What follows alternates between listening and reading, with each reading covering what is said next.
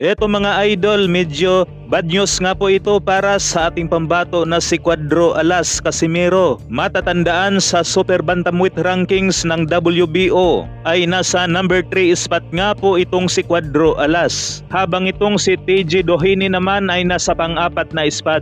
Pero matapos nga pong paglaruan ni Sam Goodman at talunin niya itong si TJ Doheny, muli nga pong nakabalik itong si TJ Doheny at nagkaroon ng dalawang sunod na laban na pareho nga po itong natapos sa isang technical knockout mga idol. At huling na biktima nitong si TJ Doheny ay ang Pilam na si Japet Lilyamido. Habang ang ating pambato naman si Cuadro Alas Casimiro ay naging tabla ang kanyang huling laban sa Japanese na si Yukinori Ogoni.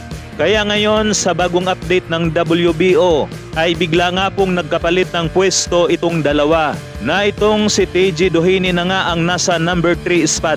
Habang bumaba nga po si Casimiro mga idol sa number 4. Dagdag pa nga dyan para naman sa mga hindi pa nakakaalam na itong si TJ Doheny ay bata nga po ito ni Gibbons. Kaya sinasabi nga po ng iba na meron nga raw mekos-mekos na nagaganap sa rankings. Matatandaan mga idol na minsan na ring nagsalita itong Japanese promoter ni Cuadro Alas Casimiro na si Masayuki ito, na ang sabi nga po niya ay mapolitika nga raw sa boxing.